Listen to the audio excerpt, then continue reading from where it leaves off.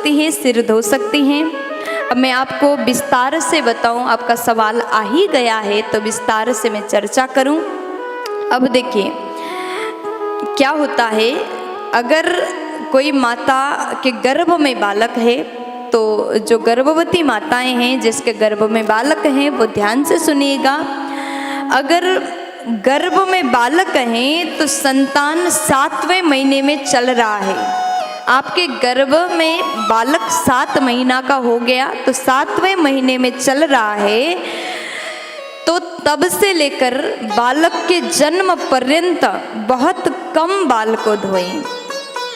बाल को बार बार गीला ना करें, बहुत कम धोएं, क्योंकि बार बार आप बाल धोते हैं तो बच्चों के लिए चिंता बढ़ सकता है, बीमारी हो सकता है।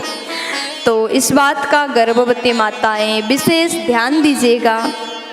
और रात्रि के समय में बाल ना धोएं, रात के समय में बाल धोना नहीं चाहिए। और फिर बताया गया श्राद्ध पक्ष, पितृपक्ष में, पितृपक्ष के 16 दिन आप बाल ना धोएं, क्योंकि धोया नहीं जाता है, कोई भी सबको पता है। पितृपक्ष के 16 दिन बाल न धोएं। लेकिन आप इतना कर सकते हैं कि कपड़ा को गीला करके थोड़ा सा पोंछ सकते हैं। और उसके बाद में सिर कब धोना चाहिए, बाल कब धोना चाहिए, ये भी आपके मन में सवाल है।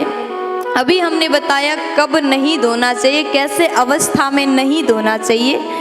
तो कहते हैं सोमवार के दिन में, गुरुवार के दिन में बाल नहीं धोना चाहिए और शुक्रवार के दिन में आप बाल धो सकते हैं। और जैसे कि एकादशी के दिन में, एकादशी जैसे तिथियों के दिन पर जिस दिन आपको व्रत करना है उस दिन आप बाल ना धो करके गीले कपड़े से, गीले वस्त्र से आप बाल को पोंछ सकते हैं। और ऋतु धर्म के बाद अवश्य ही बाल धोना चाहिए। जब तक हम बाल नहीं धोते, सिर नहीं धोते, तब तक पवित्र नहीं होते। इसलिए ऋतु धर्म के बाद सिर अवश्य धो लें। और जो नियम हमने बताए, ये सब नियम विवाहित माताओं के लिए बताया है, कुंवारी कन्या के लिए नहीं। कुंवारी कन्या गुरुवार को छोड़ करके अन्य सभी दिन सिर धो सकती हैं। तो अभी हम चर्चा कर रहे थे माताएं उपवास में सिर धो सकते हैं या नहीं धो सकते। तो इतना सुनने के बाद आपको अवश्य ही जानकारी लग गया कब बाल धोना चाहिए और कब नहीं धोना चाहिए। प्यार से बोल दीजिए ना।